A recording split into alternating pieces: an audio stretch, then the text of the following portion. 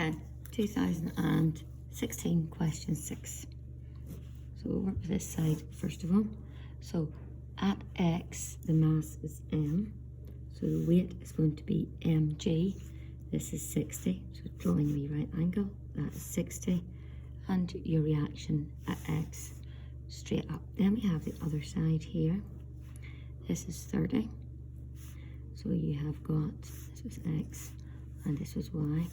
So it's got mass of M again, so weight is mg. Draw your wee right angle in, the angle's 30. Draw the reaction. It's all joined together with a string. So tension up, tension down, tension up, tension down. Trying to look see if there's any friction. Oh, there is. At X, the coefficient of friction is 1 over root 3. So we've got friction here. And this one's smooth. Okay, the system's released and the box X is starting to slide down. So this one's going to want to move down. So your friction here is going to work up. I'm just going to work with X, first of all, to get that friction sorted out. Perpendicular to the plane, Rx equals mg, closing the angle, cos 60. And cos 60 is a half. So reaction X is a half mg. So my friction is mu r. So my friction is mu times r. So that's that gets sorted.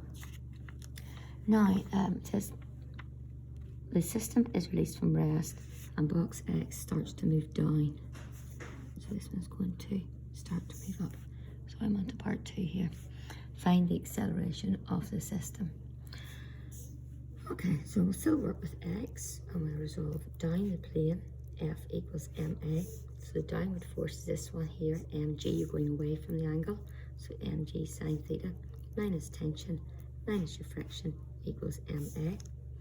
If you go to y, the movement is up the plane using F equals ma. So T's pulling it up and this one's pulling it back. So it's minus mg sine 30 equals ma. Add these two to eliminate the t. So you get mg sine theta,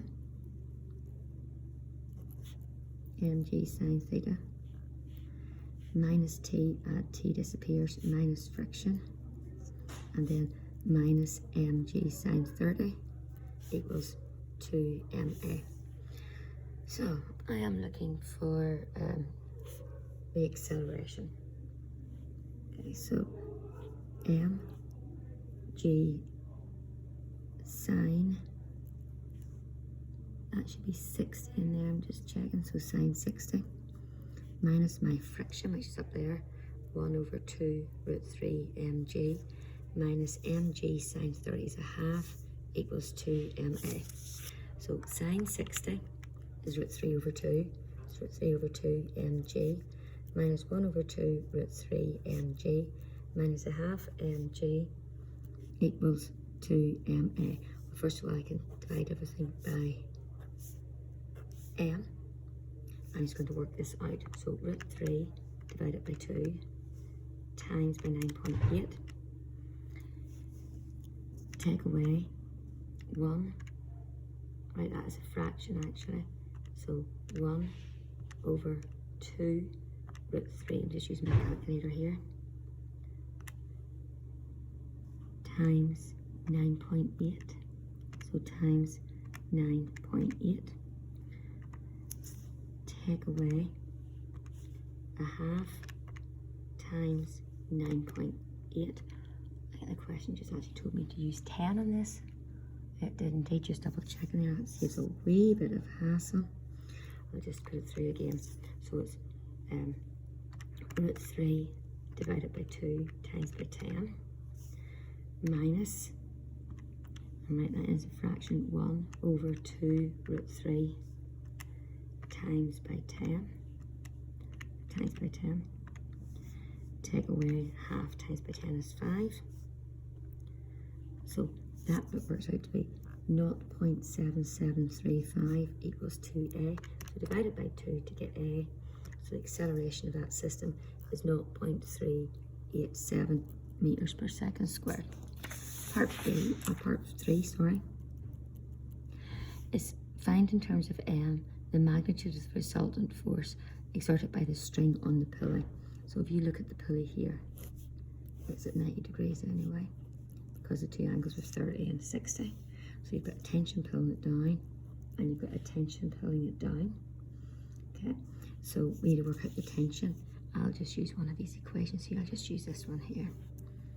So using T minus mg sine 30 equals ma. So T minus sine 30 is a half, so it's a half mg equals m times a. So m times a. So T is ma plus, that's going to be 5 because that's 10 plus 5m. Okay. Now, the force on this pulley, the resultant force, is a very, very quick way of doing this.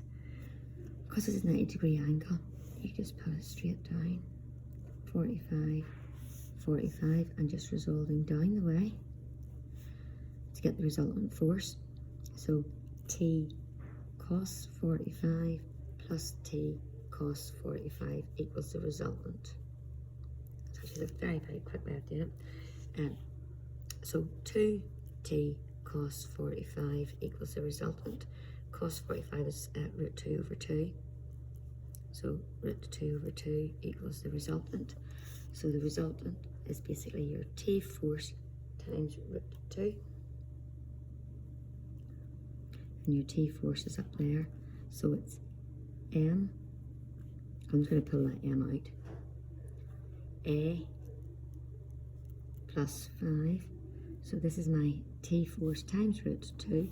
So I still have that in the calculator. Add 5, and then times it by root 2 gives me an answer of the resultant force 7.62 newtons.